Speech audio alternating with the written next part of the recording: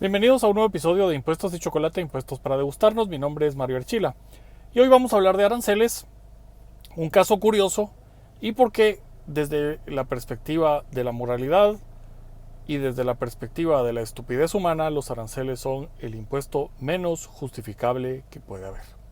Así que no se vaya a ningún lado porque el episodio de hoy trata de por qué los X-Men y los impuestos, especialmente los aranceles, están relacionados aún con el concepto de la persona humana. Antes de empezar, dele suscribirse y dele clic a la campanita, así le mandan estas notificaciones cada vez que haya un video nuevo.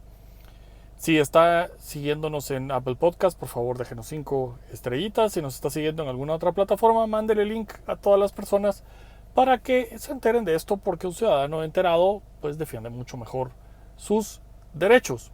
Y a pesar de que la verborrea gubernamental y estatal anda diciendo cosas que los impuestos sirven aquí para allá, realmente la protección de nuestros derechos está en evitar que los gobiernos nos cobren y nos quiten el producto de nuestro trabajo sin una verdadera justificación. Así que pues pásele a todos estos y vamos a hablar de los X-Men y el concepto de la persona humana en los aranceles. Verdaderamente esto es un tema súper interesante. Encontramos por ahí con mi esposa, me pasó el artículo donde pues hace algunos años surgió una discusión en Estados Unidos respecto a los aranceles de juguetes y la distinción que había entre dolls, muñecos, y toys. Y los que eran dolls tenían un arancel del 12%, mientras que toys un arancel de 6.8%. Dentro de las definiciones, la definición de dolls en el sistema arancelario americano, la definición de dolls era cualquier juguete, cualquier figura, cualquier juguete que representara la figura humana. Entonces, la fabricante de juguetes, subsidiaria de Marvel, que tiene los juguetes de X-Men, alegó que no se le podía aplicar el arancel del 12% porque los X-Men no eran humanos. Los X-Men tenían características humanas, pero también tenían características de otros seres y los hacían no humanos. Y resulta ser, pues, que ganaron. Y entonces dejaron de ser clasificados como dolls para seguir siendo clasificados como toys. Y en esta distinción, pues, pagaban 6.8. Si bien para nosotros los que somos fans de los cómics y la pelea y la gran lucha por el reconocimiento que los X-Men en las historietas han buscado para ser considerados seres humanos con habilidades especiales, pero seres humanos, pues nos pudiera resultar así como curioso y ofensivo de que ahora, pues por una sentencia de la Corte Suprema Americana, dejaron de ser humanos para convertirse únicamente en seres, y por eso con esa distinción respecto a los humanos, y entonces sus figuritas ya no son consideradas dolls, muñecos, sino que son considerados simplemente juguetes. Pues ahí hay, como dijo alguien de Marvel, pues hay una falencia en la ley, ¿no? Pero verdaderamente en aranceles todo es una falencia, todo es una total tontería. Si ven ¿cuál es la diferencia entre una y otra cosa? La figura que representan. Y esto, ¿a quién se le ocurre que el tener una muñeca o un muñeco con una figura humana tenga un tipo o una tarifa arancelaria más alta que otro tipo de juguetes? Al final de cuentas siguen siendo juguetes. En Estados Unidos este problema pues se resolvió porque ahora todos tienen la misma tarifa, que es donde el sistema deja de ser estúpido y solamente sigue siendo inmoral, pero deja de ser estúpido. ¿Por qué? porque todas las mercancías deberían de tener, en el caso de que querés escoger un sistema de derechos arancelarios, la misma tarifa. Por lo menos tendríamos un sistema que es muchísimo menos subjetivo y arbitrario, y también menos estúpido, porque con esas pequeñas diferencias vamos a estar tratando de encontrar, como hizo en este caso esa subsidiaria de Marvel, tratar de encontrar el argumento para decir que es una u otra cosa.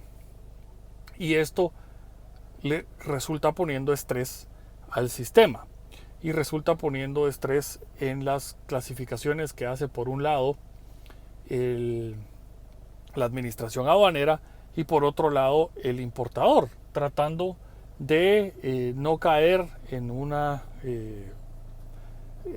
un inciso arancelario con una tarifa más alta.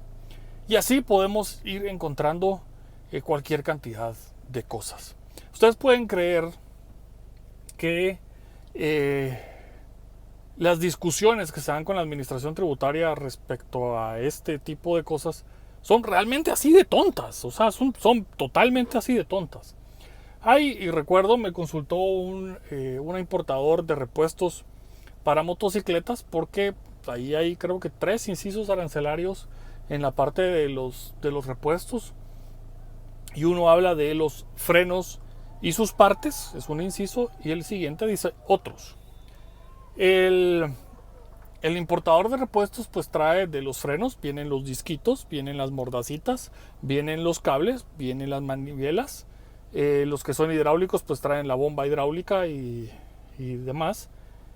Y la administración tributaria dice que los disquitos y las mordazas no son frenos y sus partes, sino que entran en otros repuestos para motocicletas. Y verdaderamente no tiene ningún sentido, porque ese repuesto es un repuesto de freno, de la parte del freno. Y nos ponemos a discutir esas cosas que toman años, colocan estrés, colocan costos, tanto en la administración, que lo pagamos todos nosotros, pues la administración no paga sus propios costos, los pagamos nosotros, y en el importador específico que tiene un proceso que no logra cerrar. ¿Qué sucede? Pues que esos repuestos tienen un arancel del 15%, mientras que lo otro tiene un arancel del 5%. ¿Qué pasaría si todo tuviera un arancel del 5%? Esas discusiones no existirían, daría exactamente lo mismo. Entonces, ¿cuál es el sistema arancelario más inteligente del mundo? El que tiene una sola partida arancelaria y que dice mercancías. Y ya con eso estamos. Ya no tiene que haber discusión respecto a clasificación, que no debería de existir la discusión respecto a clasificación. Ahora, la justificación de los gobiernos, que vamos al segundo tema que les había ofrecido. La justificación de los gobiernos para tener derechos arancelarios es un instrumento de control del comercio internacional. Solo con el nombre, ya sabemos que eso es inmoral, porque el control del comercio es exactamente lo mismo interno que externo. No hay diferencia de fondo, diferencia de la actividad en el que usted quiera comprar comida tras la frontera para alimentar a su familia, porque tras la frontera, por alguna razón, que puede ser económica o puede ser política, la comida es más barata y usted la puede traer a su casa y ahorrarse unos centavos. ¿Por qué? Porque su prioridad como padre de familia es alimentar a su familia. No estar viendo si el gobierno, digamos, de México le da un subsidio al trigo y por lo tanto el pan es más barato en México que en Guatemala. A usted lo que le interesa es poderle dar más y mejor comida a sus hijos. El subsidio mexicano, dele las gracias a AMLO, que lo mantenga. Y entonces todos comemos más barato a costa de los mexicanos, que sean los mexicanos los que peleen con su gobierno que está haciendo esas tarugencias de darle subsidio a alguien. Pero ese no es problema nuestro. De este lado la comida es más barata. Vamos a perder empleos, eso verdaderamente no es cierto. Siempre y cuando eliminemos otro tipo de barreras, que claro, en Guatemala el problema es que tenemos más de 5,000 barreras. Y no arancelarias, no estoy hablando de barreras arancelarias, estoy hablando de barreras de nuestro propio gobierno internamente que se llaman licencias, permisos y trámites.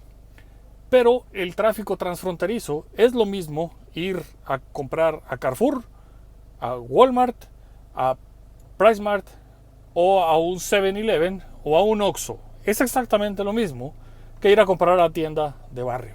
El acto es el mismo. No hay ninguna justificación para que el gobierno cobre por pasar la frontera de los productos. No existe. Búsquela y no existe ninguna justificación. Me van a decir, es que las licencias y demás. Y verdaderamente le pregunto, cuando usted se va a comer sus garnachitas, ahorita que estamos ahí en la época de garnachas en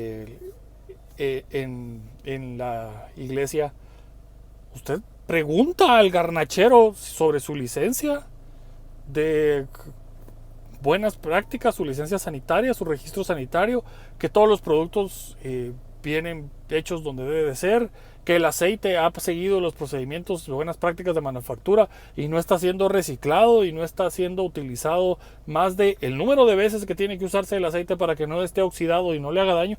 ¿Usted le pregunta eso al garnachero? ¿O simplemente llega y se come las garnachas y estas son las mejores garnachas que me he comido en mi vida?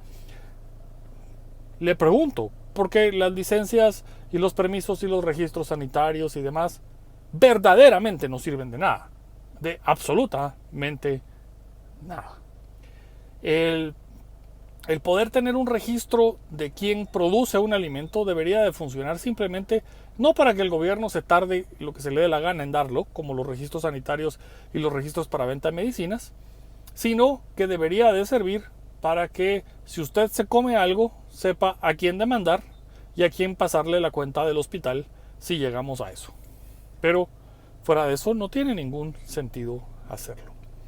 Es como que vaya al comedor donde se hacen esos almuerzos ejecutivos que siempre están llenos cuando uno va ahí cerca de las oficinas y pida los mismos registros y demás, las buenas prácticas, etcétera, etcétera, etcétera. Eso, ¿por qué se lo vamos a pedir en frontera a alguien? Entonces no tiene ningún sentido. Simple y sencillamente encarece para efectos de beneficio de alguna persona en el país que tiene una barrera arancelaria que evita que la competencia haga que él baje los precios y se vuelva más efectivo. Entonces no es un instrumento de control de comercio internacional, es una barrera para un comerciante industrial o distribuidor local en Guatemala que se beneficia de ello. Pero si otro país ha encontrado una forma de producir algo muchísimo más barato y más eficiente, entonces lo que nos toca a nosotros es liberar recursos para pasarnos a algo en lo que seamos más eficientes o hacer más eficiente lo que ya tenemos en el país para hacerlo más barato y poder competir. Pero sin eso, pues es muy difícil. Y nuestro mercado principal es el mercado de exportación. Entonces tampoco tiene mucho sentido que hagamos más caras las importaciones, porque Guatemala es un país muy pequeño como para incidir en las variaciones de precios en el extranjero, pero tenemos que competir hacia afuera, con lo cual saldríamos muchísimo mejor si no tuviéramos esas barreras. Bueno, y adicionalmente hay que pagar el IVA, aunque el IVA debería de autocompensarse luego en las ventas. El problema es que con el resto de los 5,000 trámites que tenemos y las diferentes situaciones de permisos, robos, falta de seguridad, etcétera, etcétera, la gente prefiere contrabandear para evitarse todo el aparato estatal en toda esa cadena, evitarse esos 5,000 trámites, evitarse pagos de impuestos, de licencias, de registros, y es más barato y más fácil morder a las autoridades de vez en cuando que estar sufriendo los costos de todo eso. Así que bueno, ya sabe por qué los X-Men y los impuestos están relacionados. Vaya a verse Endgame y la saga del infinito para recordar este episodio y pasarlo a sus amigos. Mi nombre es Mario Archila y esto fue Impuestos y Chocolate.